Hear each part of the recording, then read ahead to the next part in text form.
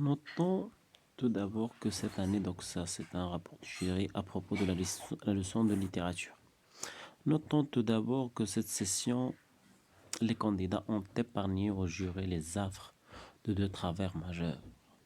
La reprise mécanique d'un savoir mal assimilé, greffé de manière artificielle sur une problématique inadéquate, et l'introduction forcée de cette fameuse troisième partie, consacrée à l'écriture et au génie inimitable de l'écrivain. Tant mieux.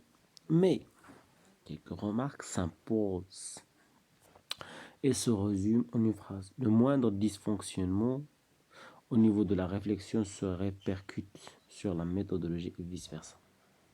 Rappelons donc que quelques principes méthodologiques et essayons de voir comment les mettre au service d'une herméneutique maîtrisée. Au seuil de la leçon s'impose la nécessité de bien définir les termes du sujet. Au seuil de la leçon s'impose la nécessité de bien définir les termes du sujet. Tous les candidats, sans exception, ont recours au petit Robert. Le réflexe est louable. La définition lexicographique est nécessaire, non seulement parce que, d'un point de vue académique, il faut s'assurer du sens des notions sur lesquelles on réfléchit, mais aussi parce que la vigilance sémantique et lexicale constitue le garde-fou le plus sûr contre toute dérive interprétative. Ainsi, l'extension sémantique du mot théâtre avec ce que cela implique, comme excès, comme artifice, permet d'aborder autrement un sujet comme le théâtre dans le roman comique. On ne peut parler du lyrisme dans la jeunesse clémentine sans référer à la lyre. On ne peut parler du lyrisme dans la jeunesse clémentine sans référer à la lyre. À la musique, associée dès l'apparition du mot au XVe siècle au sémantisme du mot. Mais une définition lexicographique n'est jamais suffisante. Nous l'avons déjà signalé dans le rapport de l'année dernière. Nous notons à le rappeler cette année. En effet, beaucoup de candidats ne privent de perspectives d'analyse stimulantes et intéressantes dès lors qu'ils se contentent lors de la phase préparatoire à la définition du dictionnaire. Tout bien considéré, la leçon littéraire invite le plus souvent à réfléchir sur du concept et non sur des mots. La différence est de taille. Les concepts sont par définition rattachés à un champ disciplinaire bien défini. Ils appellent par conséquent la mobilisation d'un savoir et d'un savoir-faire sans lesquels les chances de parvenir à la problématisation de la leçon sont plus que compromises. Pour aborder le burlesque dans le roman comique, il faut savoir faire le distinguo entre d'une part le genre burlesque en vogue au XVIIe siècle, pensons au litrin de Boileau, et d'autre part le registre burlesque qui peut de manière diffuse se retrouver partout. Étudier le lyrisme dans l'adolescence clémentine requiert une certaine prudence. Certes, au XVIe siècle, le genre lyrique constitue en opposition à l'épopée une forme poétique plus intimiste, réservée à l'expression du sentiment. Mais nous sommes loin de l'exaltation du moi qui constituera plus tard le credo fondamental de la poésie romantique. Le lyrisme du XVIe siècle, et notamment la lyrique amoureuse, doit plus à la virtuosité imitative de canons établis, forgés entre autres par la tradition pétrarchiste, qu'à la sincérité du sentiment vécu. L'étude de la description, quant à elle, implique forcément qu'on s'arrête sur son insertion dans le récit, sur sa composition, sur ses fonctions. Au-delà de toute considération purement lexicographique, ce qui sera déterminant ici, c'est la connaissance des enjeux rhétoriques, stylistiques, esthétiques, voire idéologiques du texte descriptif. On comprend ainsi la difficulté que rencontrent certains candidats à bien délimiter le champ d'analyse, faute d'une définition exacte et intelligente des termes de la leçon. Ils frôlent le hors-sujet.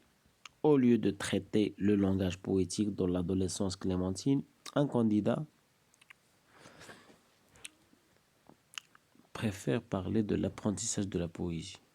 Il oublie de voir comment Marot réfléchit sur la poésie en nous livrant une sorte d'art poétique et surtout comment le poète forge son propre langage, sa propre parole en combinant subtilement écrit et oralité, jeu littéraire et subjectivité littéraire, conformisme et subversion. Les candidats s'égarent parfois par manque de vigilance, procédant par métonymie. Ils passent sans s'en rendre compte d'un concept à un autre voisin qui lui est intimement lié. Ainsi, un sujet comme l'espace dans l'usage du monde devient le voyage dans l'usage du monde. Le vice et la vertu dans la double inconstance devient la constance et l'inconstance dans le double inconstance. Le burlesque dans le roman comique devient la satire de le roman comique. Au terme du sujet, on substitue des termes annexes qu'on traite pour eux-mêmes sans se rendre compte qu'on est en train de dériver. Après l'analyse des termes du sujet, intervient la problématisation. C'est le moment clé de la leçon. Une bonne problématique est celle qui dépasse les évidences sans verser dans l'hermétisme. Dire que le métatexte dont Dites-moi le songe révèle une ambiguïté générique n'est que la reformulation de ce que le texte dit déjà si bien. Ce qui est exigé, c'est l'interrogation de cette ambiguïté. Pourquoi ce choix de la part de Kilito? Comment Kilito critique dialogue avec Kilito, lecteur et créateur? Quelle est la part du jeu créatif dans ce choix esthétique? Évitons donc ces problématiques qui condamnent le candidat à l'enlisement et où l'on se contente d'accoler un comment superfétatoire à l'intitulé même de la leçon. La problématisation présuppose un effort de réflexion qui interroge les savoirs acquis à la lumière, d'une part, de la compréhension du sujet et d'autre part, de la lecture personnelle de l'œuvre à étudier. Une problématisation défaillante engendre un réflexe de compensation, le remplissage. En effet, les carences en aptitude d'analyse sont souvent compensées par le recours excessif et fastidieux aux citations, lequel recours se substitue à l'effort d'interprétation exigé et seul susceptible de légitimer le choix de tel ou tel passage du texte. Étudier la bohème dans l'usage du monde en considérant l'œuvre de Bouvier comme un simple document de voyage aboutit inévitablement à une simple énumération des lieux visités, lieux marqués par la marginalité et la misère. Occulter au moment de la problématisation les connotations du mot poème, lequel définit une façon de vivre caractérisée par l'errance et la marginalité. En réaction au dogme bourgeois, occulter toute la charge historique, idéologique et esthétique du mot empêche le candidat de voir le travail de reconstruction littéraire qui fait de Bouvier plus qu'un simple voyageur, un Rimbaud transfigurant le voyage en expérience des limites. Dès lors, la dimension purement documentaire du récit passe au second plan Elle se trouve concurrencée par une mise en œuvre poétique génératrice à son tour d'une vision du monde. L'expérience de la marginalité est l'occasion de prendre conscience de la fragilité des hommes et des lieux. Au moment même où l'ironie s'installe comme un écran, empêchant le texte de verser dans le nihilisme primaire. Pour étudier l'histoire dans l'éducation sentimentale, il ne suffit pas de répertorier les faits historiques relatés dans le roman de Flaubert.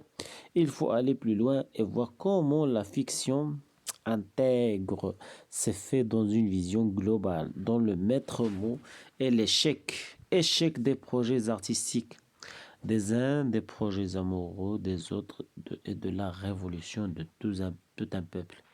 Tout bien considéré, la fiction nous renseigne sur cette vision sceptique et désabusée de l'histoire propre à Flaubert, qui, rappelons-le, se méfiait de la démocratie et des mouvements de masse. Passons maintenant à l'élaboration du plan qui exige un certain doigté et beaucoup de bon sens. Doigté. J'ai jamais entendu ce mot. Attends, perdón un momento.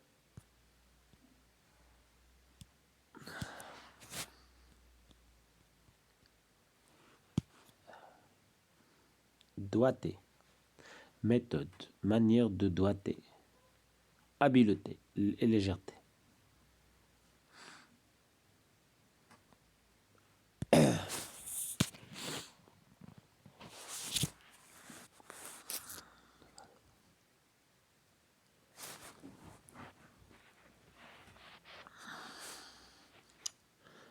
Passons maintenant à l'élaboration du plan qui exige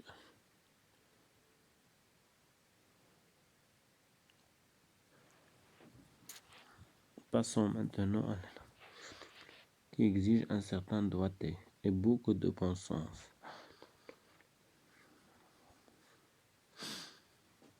Passons maintenant à l'élaboration du plan qui exige un certain doigté.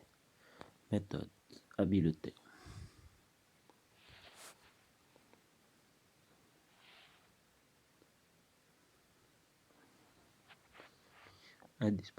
Investigation exhaustive du sujet sans abattre entièrement ses cartes. En besogne, ils ne prennent pas le temps de mettre en place des éléments de la problématique. Celle-ci intervient de manière prématurée.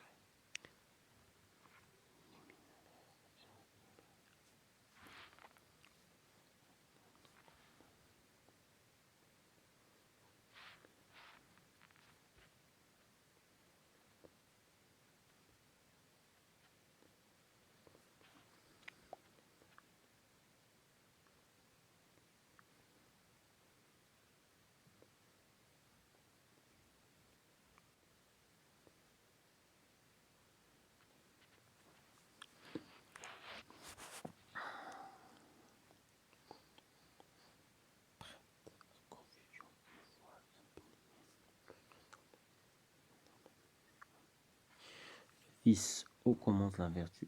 Comment le théâtre de Marivaux neutralise-t-il l'opposition entre constance et inconstance, dès lors qu'à l'inconstance des uns répond? On voit bien comment Marivaux résume les hésitations morales du siècle, appelées à trancher entre liberté et individualité. Voilà pour les préliminaires. Le reste est une question de formulation. Une bonne introduction dira tout ce que l'on vient de voir sans trancher, sans livrer le fin mot de l'histoire. Elle place le sujet et la problématique dans un cadre tout en suscitant le désir d'en connaître davantage. On n'aura de cesse de rappeler aux agrégatifs qu'un bon plan doit être progressif, équilibré et cohérent. Mais il va sans dire que la cohérence ne relève pas uniquement de l'artifice rhétorique. Il ne suffit pas de ménager des transitions où l'on souligne de manière solennelle la fin du parti et le début d'une autre pour convaincre le juge. Certaines leçons se passent aisément de cet artifice parce que le cheminement de la réflexion y émane d'une logique interne consciente, des enjeux profonds du sujet. Un candidat réussit ainsi à démontrer que la lecture dont dites-moi le songe constitue d'abord un motif qui structure le récit. Il relève ensuite avec beaucoup de perspicacité une typologie des lectures et des lecteurs, nous montrant clairement les limites de la lecture suivante et académique, souvent source de conflits oiseux pour opérer dans un troisième temps le passage subtil de la lecture dont dites-moi le songe à la lecture de dites-moi le songe. J'ajouterai, pour aller dans le sens de la troisième partie, que le texte de Quilleton n'est pour ainsi dire que la somme de ces lectures, une sorte de célébration de la lecture jouissive, qui ne prétend nullement épuiser les mystères des œuvres lues. La lecture académique ne serait par conséquent qu'une dénaturation du rapport à la littérature. On le voit bien. Une telle leçon peut facilement être suivie de bout en bout. La partie comportement créant une dynamique où chaque étape prépare son propre dépassement.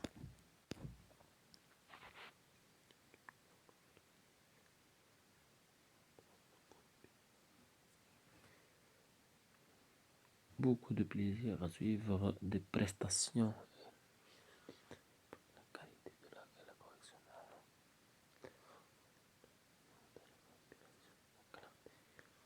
Ils sont néanmoins notés que